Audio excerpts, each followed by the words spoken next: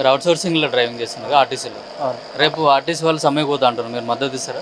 పక్కా మద్దతు. ఎందుకని ఇస్తారు మీరు ప్రైవేట్ అంటే వాళ్ళకి? అంటే ఎట్లయినా కూడా డ్రైవింగ్ ఫీల్డ్‌లోనే ఉన్నాం కదండీ. సో, 100% సపోర్ట్ చేయాల్సి ఉంటుంది. ఇది ప్రైవేట్ బస్ కదా! మరి ప్రైవేట్. మీ ఓనర్ ఏమన్నాడా మరి సమ్మెకు పోతే మిమ్మల్ని? మళ్ళీ ఏమంటాడంటే ఇప్పుడు ఒకటే కాదండి, ఇది కాకపోతే ఇంకోటి చేసుకోవచ్చు పర్లేదు.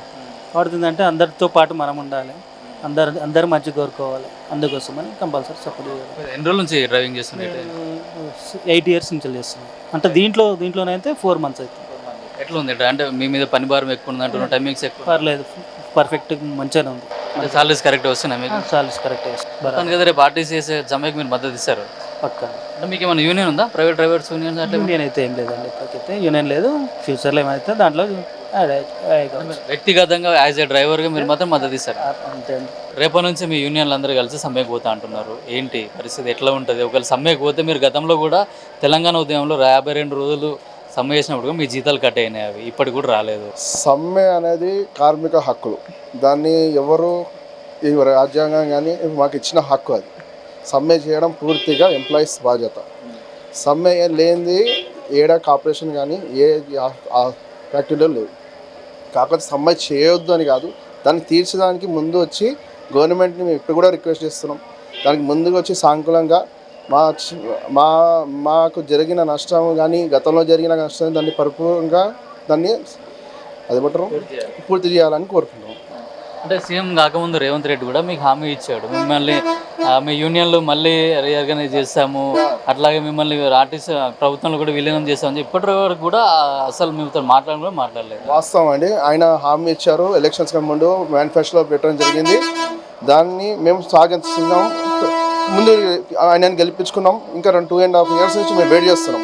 కానీ ఇప్పుడు కూడా మా హామీలు కాకపోయినా ఈ ప్రైవేట్ బస్సులు వచ్చిన వల్ల కొద్దిగా మా ఎంప్లాయీస్కి అన్నది కొద్దిగా భయం అనిపిస్తుంది. ఇంకోటి ఉన్న ఎంప్లాయీస్ని వాళ్ళకి కొద్దిగా ట్రాన్స్ఫర్ చేయడం, దాని భయం విధానం మా స్థలాల మీద వీళ్ళు వచ్చి ఉండడం, దానికి కొద్దిగా బాధతో వర్కర్స్ అందరూ ఈ స్ట్రైక్ గురించి ఆలోచించుకుంటూ ఐశ్వర్య యూనియన్స్ ఏం పిలిపిస్తే దానికి సిద్ధంగా ఉన్నామని చెప్తాను. రేపటి సమ్మెకు పోతాం అంటున్నారు కదా, ఎట్లా ఉండే పరిస్థితి ఏంటి? మీరు మద్దతు ఇస్తున్నారా? మేము మద్దతు ఉంటాం సార్, మాది కంపల్సరీ. ఎందుకంటే చాలా సమస్యలు పెండింగ్లో ఉన్నాయి కాబట్టి అవి ప్రభుత్వం అనుకుంటే ఈజీ, అవి కాలయాపన చేస్తున్నారు, ఎందుకో తెలియదు. ఆర్టీసీ కార్మికులు అంటే చాలామంది చిన్న చూపు అయిపోయింది వాళ్ళకు. దాని డిమాండ్లు నెరవేరుస్తున్న ఆశతో ఎదురు చూస్తున్నాం సార్. కళ్యాణ లక్ష్మి ఇస్తా అని చెప్పి ఆ పేరు మీదనే, అంటే మీ ఆర్టీసీ వాళ్ళ పేరు మీదనే ప్రభుత్వం వచ్చింది, కాంగ్రెస్ ప్రభుత్వం వచ్చినాక 2.5 సంవత్సరాల నుంచి కూడా మిమ్మల్ని పట్టించుకోవట్లేదు. మరి అదే మా బాధ కూడా, అదే రిస్క్ ఎక్కువైపోయింది. అంతమందికి ఉన్నటువంటి ఎంప్లాయీస్ చాలామంది తగ్గిపోయారు, రిటైర్మెంట్ అయిన వారి ప్లేస్లో కొత్త వాళ్ళు రావట్లేదు. ఆ పనివారం అంతా మీ ప్రస్తుతం ఉన్న వాళ్ళ మీద పడుతుంది అనమాట.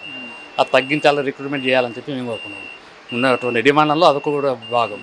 మెరుగైన సౌకర్యం కనిపించాలి, సంస్థ బాగుపడాలి, మేము బాగుపడాలి, ప్రభుత్వం మంచిగా ఉండాలని కోరుకుంటున్నాం. అంటే ఎక్కువగా ప్రైవేట్ బస్సులు తీసుకొస్తున్నారు, మీ ఆర్టీసీ బస్సులు తగ్గిపోతున్నాయి, దాంతో మీ స్టాఫ్ కూడా తగ్గిస్తున్నారు. ప్రైవేటైజేషన్ చేసే దిశగా ఆర్టీసీ వెళ్తుంది అనుకోవచ్చు. అనుమానం ఉన్నది సార్. అందుకే మేము చెప్పేది అంటే ప్రభుత్వ ఆధీనంలో ఉంటే ప్రజలకు మేలైన సేవ చేయొచ్చని మా భావన. అదే కోరుకుంటున్నాం మేము కూడా. వచ్చే బస్సులు ఏదో ఆర్టీసీకి ఇచ్చేస్తే మంచిగా నడుపుకుంటామని. तेलुगु आते आपका? नहीं आता। कहाँ से है आप? महाराष्ट्र। इधर क्यों आए आपने? ड्राइविंग जॉब के लिए। महाराष्ट्र में नहीं है क्या ये ड्राइविंग जॉब? उधर से इधर लाए हमको। कल आर्टिस्ट वाला समय को जा रहे, आप लोग मदद करते नहीं करते? आप नहीं मालूम ना, हमें क्या मालूम इधर का।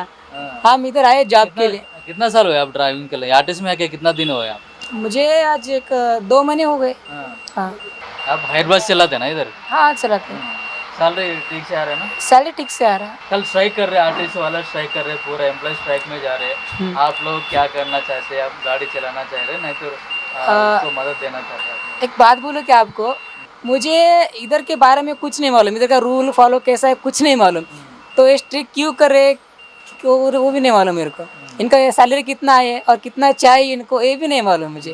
हाँ अगर महाराष्ट्र के बोले तो आप मैं बोल सकता हूँ कि उधर कैसा है, उधर सैलरी कम क्यों है, कितना है, वहाँ के बारे में मुझे मालूम है सब, लेकिन तेलंगाना के बारे में मुझे कुछ नहीं मालूम। तो इसलिए मैं कुछ नहीं, जब मुझे दिन समझ आएगा पूरा ये क्यों हो रहा है क्या हो रहा है तो मैं बोल सकता हूँ।